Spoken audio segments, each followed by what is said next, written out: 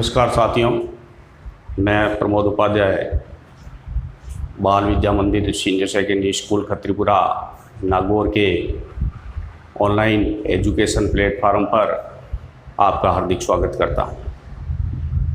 जैसा कि मैंने पिछले वीडियो में हिंदी व्याकरण के अंतर्गत क्रिया के बारे में बताया था आपको, आज के वीडियो में जो हिंदी व्याकरण में एक विशेष शब्द है विशेषण, उसके बारे में आज आपको बताएंगे। तो विशेषण जो शब्द है, विशेषण का मतलब होता है किसी शब्द की विशेषता बताना। यानी कोई भी वाक्य है, उसके अंदर अगर कोई संज्ञा या सर्वनाम शब्द जो आता है, उस संज्ञा व सर्वनाम शब्द के बारे में क्या विशेषता है या क्या लक्षण है उसके, वो विशेषण कहलाता है।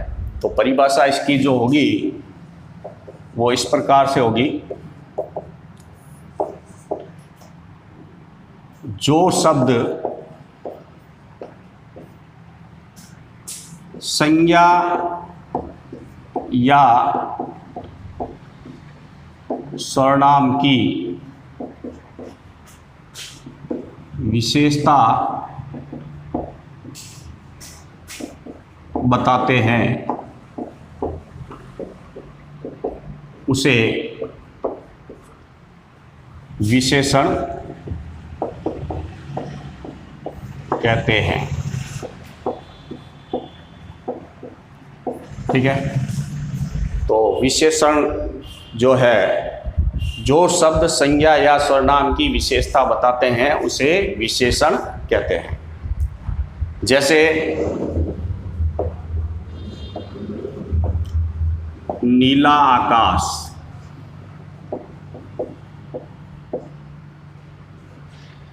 मीठा आम,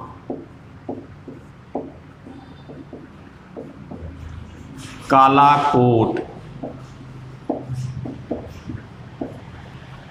अब इसमें जैसे नीला आकाश, मीठा आम, काला कोट, इनमें विशेषण शब्द कौन सा है? तो देखिए, ये जो नीला शब्द लिखा हुआ है इसमें, ये आकाश शब्द का विशेषता बता रहा है, आकाश शब्द की विशेषता बता रहा है। जैसे मीठा आम, तो मीठा आम कैसा है? मीठा। तो आम क्या है? शब्द है, संज्ञा या सर्वनाम, और मीठा इसकी विशेषता है।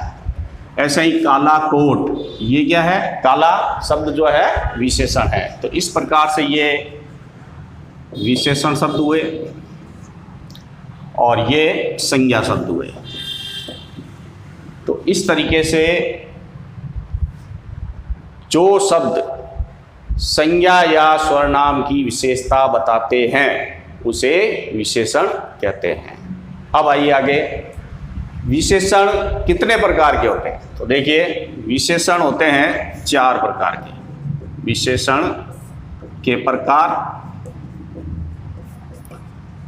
4 प्रकार होते हैं इसके।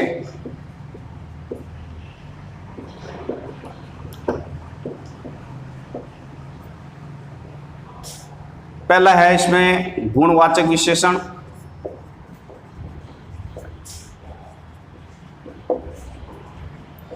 दूसरा आता है इसमें संख्यावाचक विशेषण,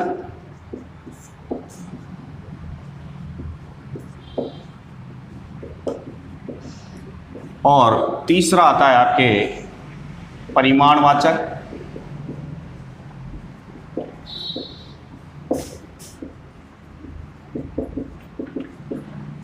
और चौथा है आपके इसमें सार्वनामिक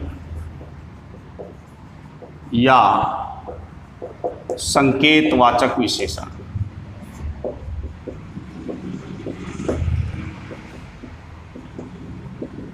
ठीक है, ये 4 भाग होते हैं इसके। अब विशेष्य जो शब्द होता है ये क्या है? तो देखिए विशेष्य शब्द की परिभाषा क्या होती है। देखो विशेष्य शब्द क्या होते हैं। विशेष्य शब्द जैसे यहाँ पर लिखा हुआ है आपके, नीला आकाश, मीठा आम, काला कोट। तो नीले का बाद में आकाश जो लिखा हुआ है संज्ञा शब्द है, आकाश क्या है, ये विशेष्य शब्द है। तो विशेष्य शब्द किसे कहते हैं कि विशेषण शब्द जिस संज्ञा या सर्वनाम की, विशेषण शब्द जिस संज्ञा सर्वनाम शब्द की विशेषता बताता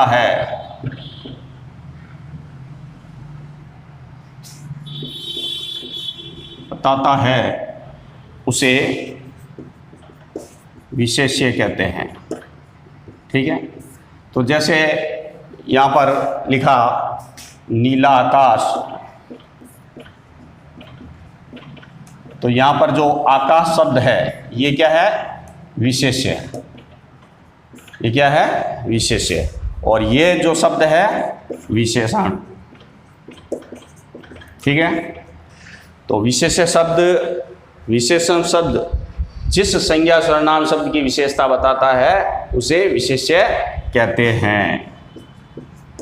ठीक है। अब लेते हैं आपके विशेषण के प्रकार। ये 4 प्रकार के होते हैं, गुणवाचक विशेषण, संख्यावाचक विशेषण, परिमाणवाचक विशेषण, सार्वनामिक या संकेतवाचक विशेषण। तो सबसे पहले हम गुणवाचक विशेषण के बारे में बताएंगे कि गुणवाचक विशेषण कैसे होते हैं या किसे कहते हैं। तो चलिए गुणवाचक विशेषण के बारे में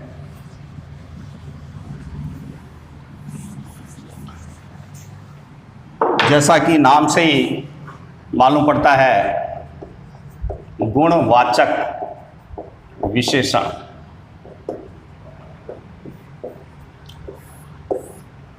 गुणवाचक, गुण का मतलब है किसी भी संज्ञा सर्वनाम के गुण, दोष, रूप, आकार, स्थिति, स्थान, दशा का बोध कराते हैं। ऐसे शब्द गुणवाचक विशेषण कहलाते हैं। तो इसकी परिभाषा क्या होगी, जो विशेषण शब्द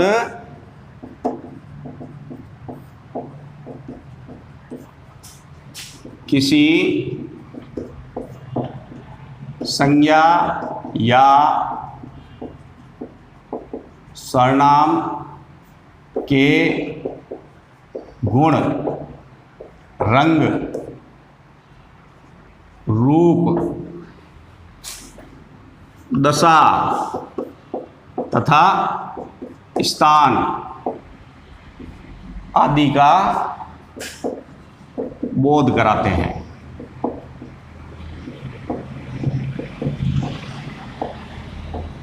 उसे गुणवाचक विशेषण कहते हैं।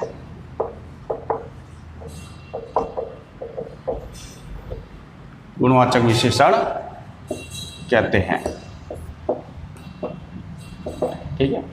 ये इसकी परिभाषा हो गई कि जो विशेषण शब्द किसी संज्ञा या सर्वनाम के गुण, रंग, रूप, दशा तथा स्थान आदि का बोध कराते हैं उसे गुणवाचक विशेषण कहते हैं। उदाहरण के तौर पर लेते हैं, जैसे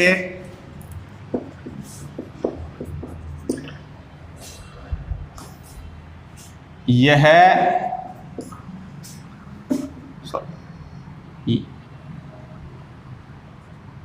आम मीठा है। आम मीठा है।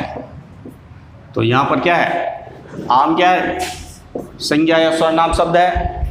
मीठा क्या है इसका, मीठा है विशेषता। तो ये मीठा इसका क्या है, दशा या इसका गुण। तो गुण है आम कैसा होता है, मीठा। इसी प्रकार दूसरा उदाहरण लेते हैं, जैसे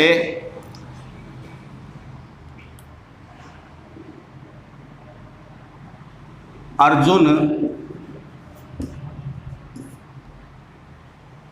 बहुत वीर है। तो वीर शब्द क्या है? वीर है गुण, यानी अर्जुन का गुण क्या है? वीर। तो ये इसकी विशेषता है, अर्जुन की विशेषता क्या है? वीर है। तो इसी तरीके से ये गुणवाचक विशेषण होते हैं। अब आते हैं आपके दूसरे संख्यावाचक विशेषण। संख्यावाचक विशेषण किसे कहते हैं? जैसा कि नाम से ही मालूम पड़ता है, संख्या, यानी जो भी संज्ञा या सर्वनाम वाक्य में है उसमें उसके आगे कोई भी संख्या हो तो वह संख्यावाचक विशेषण कहलाते हैं। जैसे इसकी परिभाषा लिखते हैं, जो विशेषण शब्द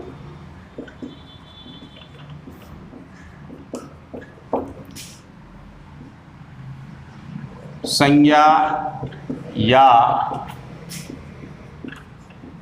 सर्वनाम की संख्या का बोध कराते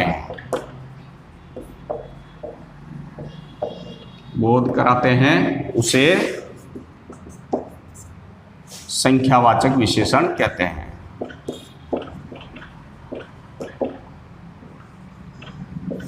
ठीक है। अब इसको हम उदाहरण से समझते हैं कि जो विशेषण शब्द संज्ञा सर्वनाम की संख्या का बोध कराते हैं उसे संख्यावाचक विशेषण कहते हैं। उदाहरण के तौर पर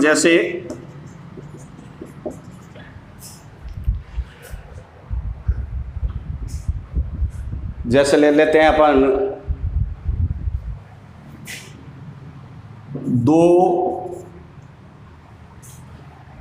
2 किलो आम। तो यहां पर 2 किलो क्या है? ये संख्या है, संज्ञा है आम। तो आम की विशेषता क्या है? 2 किलो। तो 2 किलो क्या है? ये संख्या हो गई, ये संख्या होगी। तो ये संख्यावाचक विशेषण बन गया, संख्यावाचक विशेषण।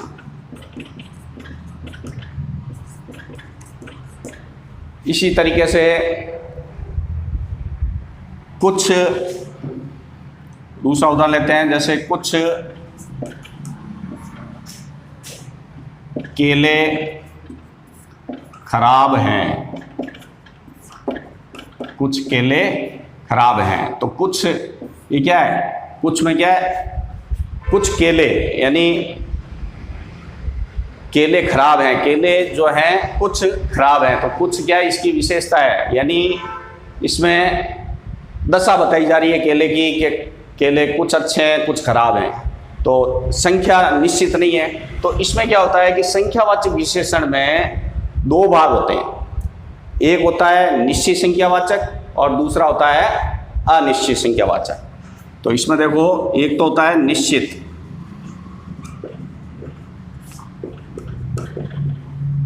निश्चित संख्यावाचक विशेषण और दूसरा होता है आपके अनिश्चित संख्यावाचक विशेषण।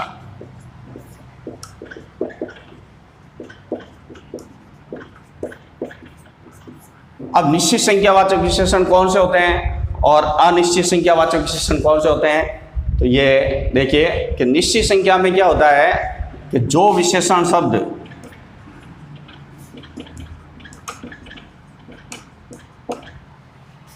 संज्ञा व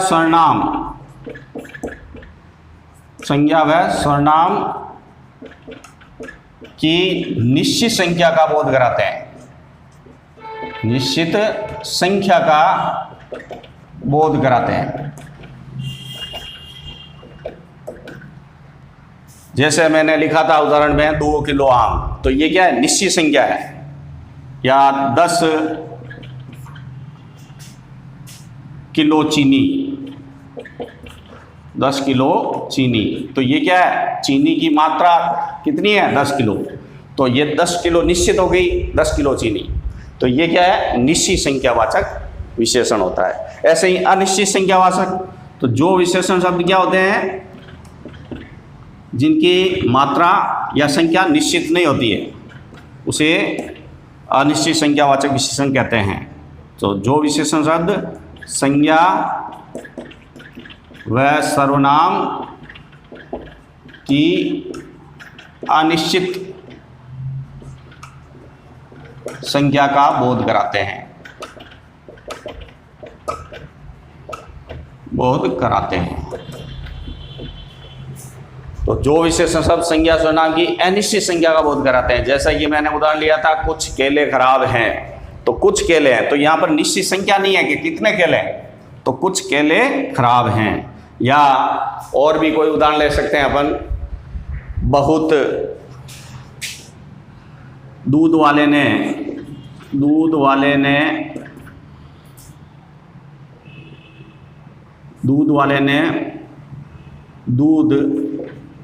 बहुत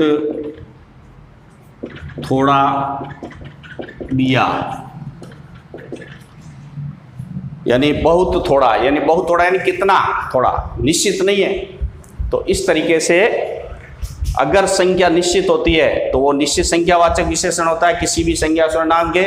और अनिश्चित संख्यावाचक में क्या होता है कि इसमें जो विशेषण शब्द संज्ञा सर्वनाम की अनिश्चित संख्या का बोध कराते हैं उसे अनिश्चित संख्यावाचक विशेषण कहते हैं। तो ये दो हो गए आपके गुणवाचक विशेषण और संख्यावाचक विशेषण। अब तीसरा लेते हैं आपके, तीसरा आता है आपके परिमाणवाचक विशेषण। जैसा कि नाम से ही मालूम पड़ता है, परिमाण का अर्थ क्या होता है, परिमाण का अर्थ होता है माप, तोल, मात्रा, माप, तोल या मात्रा, ये परिमाण का अर्थ होता है।